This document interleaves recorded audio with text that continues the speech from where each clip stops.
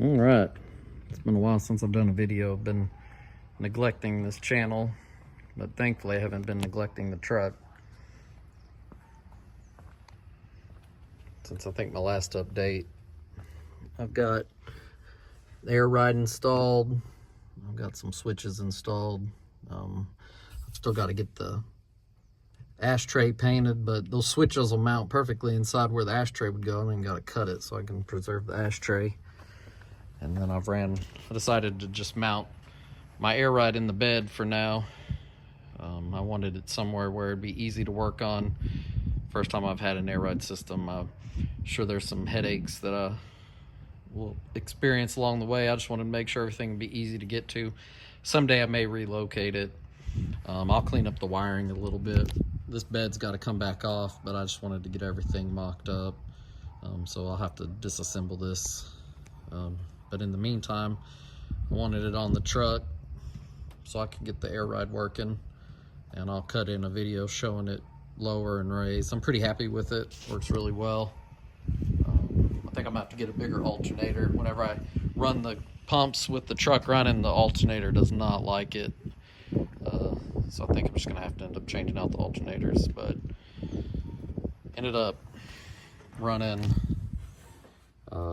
instead of doing like a relay, they sell a solenoid that can handle the amps from both, and so I have that ran to a switch that powers from the inside, and so when I flick that switch, it kicks on the compressors. I have installed a pressure switch. I think I'm gonna have to get this one's rated for 200. I think I want to get one that shuts off at 175, because these compressors really struggle to get it much above 175. I don't like them running that long. So 200 is kind of the max, and I just don't really ever get there. I really would like them to shut off sooner, so I think I'm gonna swap that switch out.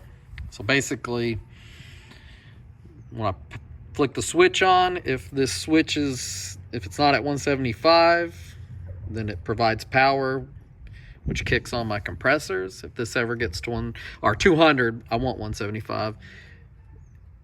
If this reaches the pressure, then it turns off. But for now, I just kill it with the switch. And then I went ahead and bought a circuit breaker. So both of these compressors together draw 80. I put a 90 amp on there. Haven't had any issues with anything tripping. None of the wires are getting hot. Everything seems to work pretty well. I've got mirrors on. I don't think my last update, I don't think I'd made it to that point yet.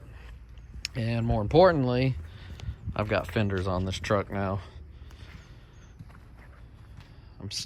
My next step is working on the hood, the cowl cover. There's a little bar that goes in between the fenders. Otherwise, I'd have the grill on. But yeah, a lot of progress.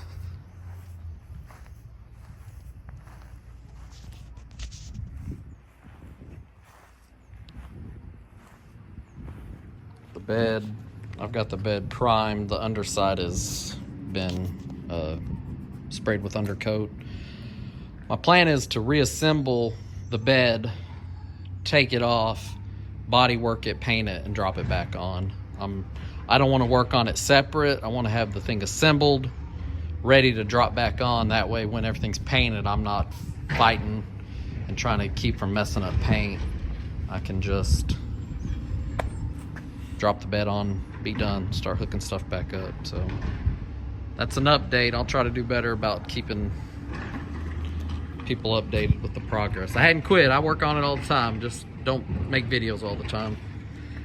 This thing also steals some of my time. I got a little S10. I think my next step with it is drop a new motor in it. I'm having a hard time keeping it and timing it, keeps jumping time. So it's just wore out. It's time to move on. So that will steal a little time from this truck, but not much. So I'll keep you updated.